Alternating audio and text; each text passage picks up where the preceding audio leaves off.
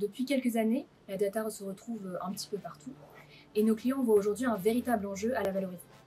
Leurs objectifs varient principalement en fonction de leur degré de maturité.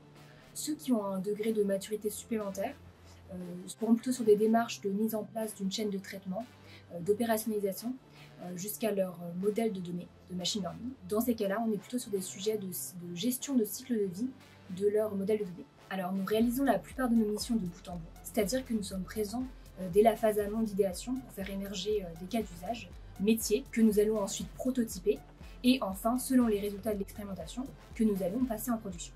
Cette démarche se fait en co-construction avec le métier et repose principalement sur la validation des utilisateurs finaux vis-à-vis des résultats qui sont mis en avant par nos modèles.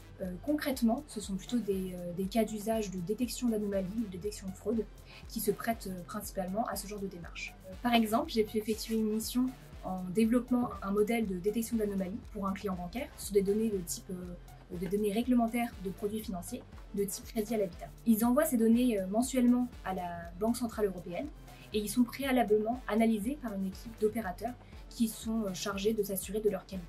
Si certaines de ces variables étaient systématiquement analysées, comme le taux d'intérêt ou les montants, les 40 autres variables ne pouvaient pas forcément être toutes visionnées. La démarche qu'on a mise en place a commencé par le périmétrage du cas d'usage, comme on le fait tout le temps, puis une phase de prise en main des données, de collecte, de nettoyage, et enfin nous sommes rentrés dans une phase d'itération avec les métiers. Nous avons construit des indicateurs et nous les avons présentés à l'équipe jusqu'à validation d'un modèle final que nous avons passé en production. Alors, la mise en place de ce modèle nous a permis déjà de passer à une analyse systématique de l'ensemble des données, contrairement à auparavant où on ne pouvait que passer au crible un certain nombre de ces variables. Nous avons également pu consolider ces données en dégageant des profils types d'anomalies. C'est plus de 2 milliards d'encours mal classés qui ont été identifiés grâce à ce modèle. Et enfin, nous avons permis aux équipes de contrôleurs de dégager 30% de leur temps de traitement mensuellement qu'ils ont pu engager sur des sujets à plus forte valeur ajoutée pour eux.